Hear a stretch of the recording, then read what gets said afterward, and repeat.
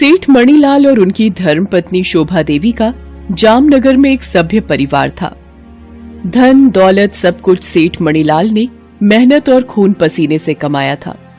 सेठ मणिलाल को एक ही दुख था, उनके इकलौते बेटे आनंद की बुरी आदतें।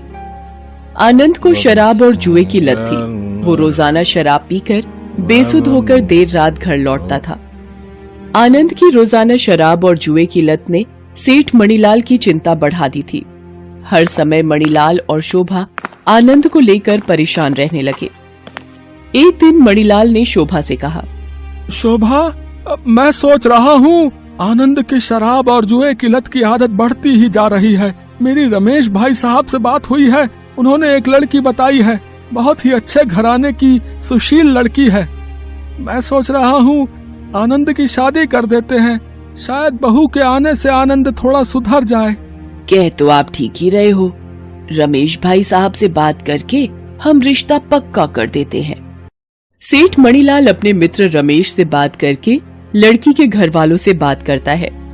आनंद शादी के लिए मना करता है, पर मणिलाल उसे कहता है कि यदि आनंद शादी के लिए मना करेगा तो उसका खर्चा पानी पैसे सब मिलने बंद हो जाएंगे। इस डर से आनंद शादी के लिए हाँ कर देता है और आनंद की शादी भावना नाम की लड़की से हो जाती है। भावना बहुत ही सुशील और समझदार लड़की थी। वो अपनी सास शोभा और ससुर मणिलाल का बहुत ध्यान रखती थी, पर आनंद उसको बिल्कुल भी पसंद नहीं करता था। मणिलाल ने सोचा था कि आनंद की शादी के बाद शायद उसकी आदतें सुधर जाएंगी, पर ऐसा बिल्कुल भी नहीं हुआ। आनंद अभी भी रोजाना शराब के नशे में ही घर आता था। एक दिन, शोभा, मेरी तबीयत कुछ ठीक नहीं लग रही है, मैंने वकील को बुलाया है। मैं चाहता हूँ कि मरने से पहले अपनी सारी जायदाद भावना बहू और उसके होने वाले बच्चों के नाम कर जाऊं। मैं नहीं चाहता कि आनंद की बुरी आदतें इस घर को तबाह कर दें। सारी जायदाद भावना और उसके होने वाले बच्चों के नाम करके सेठ मणिलाल स्वर्ग सिधार जाता है। मणिलाल के मरने के बाद भावना अपनी सास शोभा का बहुत ख्याल रखती थी। वो शोभा को कभी भी दुखी नहीं रहने देती थी। आनंद को वकील के द्वारा जब ये पता चलता है कि सेठ मणिलाल अपनी सारी जायदाद बहू भावना और होने वाले बच्चों के नाम कर गया है, तो आनंद गुस्से में आ जाता है और शराब पीने के लिए घर से बाहर चला जाता है। जैसे वो शराब पीकर दुकान से बाहर आता है, नशे में एक लड़की से टकरा जाता है। वो लड़की को सॉरी कहने के लिए संभलता है। आनंद लड़की का चेहरा देखकर दंग रह जाता है। लड़की बिल्कुल आनंद की पत्नी भावना की शक्ल की होती है। आनंद हैरान रह जाता है। उसका दिमाग काम करने लगता है। उसके दिमाग में भावना को रास्ते से हटाने की तरकीब आती है। वो लड़की के पीछे पीछे जाता है। लड़की एक बस्ती के पुराने घर में रहती थी। आनंद घर के अंदर जाता है और लड़की से कहता है, देखो, मेरी पत्नी भावना की शक्ल बिल्कुल तुम्हारे से मिलती है। मेरे पिता ने मरने से पहले सारी जायदाद मेरी पत्नी भावना और होने वाले बच्चों के नाम कर दी है। मैं पाई पाई को मोहताज हो गया हूँ। तुम्हें देखकर मेरे दिमाग में यही बात आई कि तुम मेरी मदद कर सकती हो। पर मैं तुम्हारी मदद कैसे कर सकती हूँ? तुम मेरी पत्नी भावना की जगह मेरे घर में आओगी और ये बात माँ को भी पता नहीं चलेगी, क्योंकि तुम्हारा चेहरा भावना से हूबहू मिलता है। कुछ दिनों बाद जब भावना वापस नहीं लौटेगी तो माँ तुम्हें ही भावना समझेगी और माँ को तुम पर शक भी नहीं होगा। फिर तुम सारी जायदाद मेरे नाम कर देना। इस काम के बदले मैं तुम्हें बहुत पैसे दूंगा। आनंद को अपनी पत्नी भावना की हमशक्ल एक लड़की मिल जाती है। लड़की का नाम चांदनी था। चांदनी आनंद का साथ देने के लिए तैयार हो जाती है। अगले दिन आनंद भावना से कहता है, भावना, अपना सामान पैक कर लो। हम लोग हनीमून पर नहीं गए हैं, तो क्यों ना हम कुछ दिन के लिए कहीं हो आए। तुम भी पिताजी के जाने के बाद घर से कहीं बाहर ही नहीं निकली हो, तो तुम्हारा भी थोड़ा मन बहल जाएगा। बहू, आनंद ठीक कह रहा है, तुम दोनों कुछ दिन के लिए कहीं घूम आओ। पर माँ जी, आपको अकेला छोड़कर हम लोग कैसे घूमने जा सकते हैं? भावना, तुम्हारी जैसी बहू पाकर मैं धन्य हो गई, पर मैं चाहती हूँ कि तुम दोनों भी अपनी जिंदगी की नई शुरुआत करो। इसीलिए कुछ दिन के लिए घूम आओ। मेरी चिंता बिल्कुल मत करना। आनंद भावना को लेकर घूमने निकल जाता है। आनंद भावना को समुद्र में जहाज पर घुमाने ले जाता है और मौका देखकर भावना को धक्का दे देता है और वापस आने लगता है। भावना आनंद का नाम लेकर चिल्लाती रहती है, बचाओ बचाओ, पर वो भावना की एक नहीं सुनता और सीधा चांदनी के पास चला जाता है। चांदनी के पास जाकर आनंद सारी बात चांदनी को बताता है और चांदनी को भावना की जगह अपनी पत्नी बनाकर घर लेकर जाता है।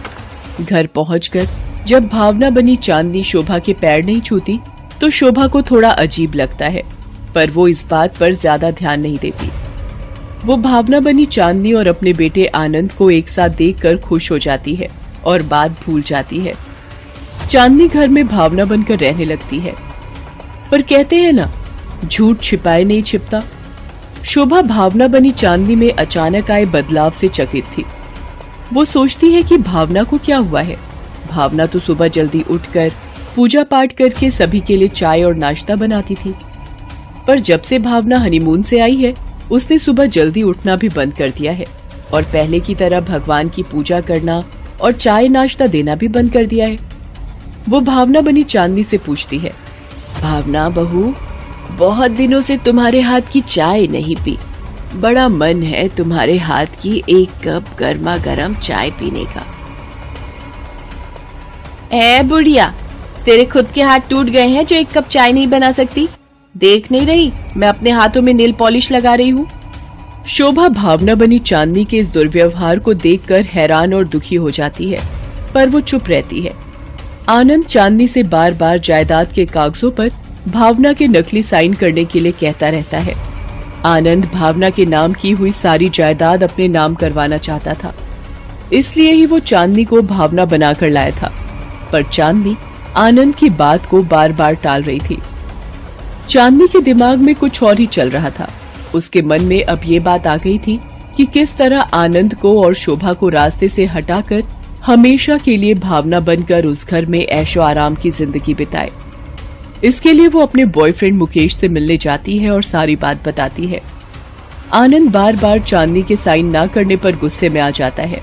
वो चांदनी से कहता है, देखो चांदनी, अगर मैं तुम्हें इस घर में भावना की जगह पत्नी बनाकर ला सकता हूँ तो यहाँ से निकालना भी मुझे आता है। तुम सीधी तरह से कागजात पर साइन कर दो और सारी जायदाद मेरे नाम लिख दो, वरना मुझसे बुरा कोई नहीं होगा।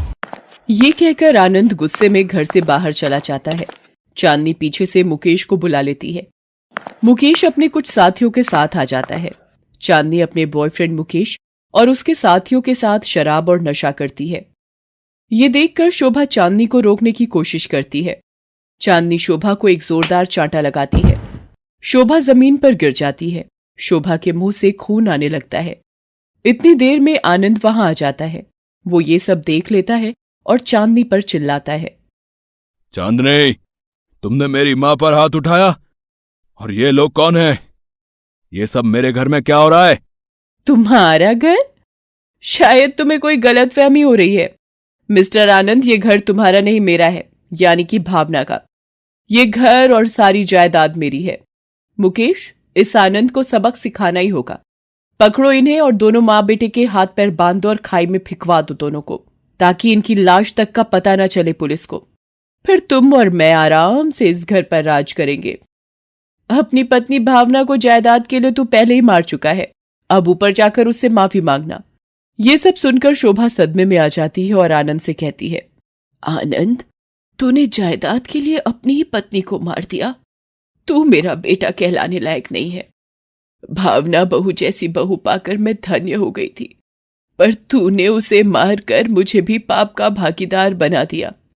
जैसे ही मुकेश और उसके साथी आनंद और उसकी मां को ले जाने लगते हैं, अचानक वहां पुलिस आ जाती है। पुलिस के साथ भावना भी होती है। शोभा भावना को देखकर हैरान हो जाती है। भावना उसे बताती है कि किस तरह कुछ मछुआरों ने उसे डूबने से बचाया और काफी दिनों बाद होश में आकर जब भावना घर वापस आने लगी, उसने अपनी हमशक्ल चांदनी को मुकेश से मिलते हुए देख लिया था और उनकी सारी बातें सुनकर वो पुलिस के पास गई और पुलिस की मदद ली। पुलिस चांदनी और मुकेश को धोखाधड़ी और जान से मारने की कोशिश के जुर्म में गिरफ्तार कर लेती है। पुलिस आनंद को भी अपनी पत्नी भावना को जान से मारने के जुर्म में गिरफ्तार करने लगती है पर भावना उनसे कहती है, इंस्पेक्टर साहब, मेरे पति की कोई गलती नहीं थी। वो मेरा ही पैर फिसल गया था और मैं पानी में गिर गई। इन्होंने मुझे बचाने की बहुत कोशिश की थी और आपका बहुत बहुत धन्यवाद मेरे परिवार को बचाने के लिए। पुलिस चांदनी मुकेश और उसके दोस्तों को गिरफ्तार करके ले जाती है। आनंद अपनी मां और भावना से माफी मांगता है। उसे अपनी गलती का पछतावा हो चुका होता है। भावना के अच्छे कर्मों ने उसे जीवित रखा। झूठ का पर्दाफाश हो गया। शोभा ने भावना को गले से लगा लिया। आनंद ने भी उस दिन से सभी बुरी आदतें छोड़ दी और मेहनत से काम करने लगा।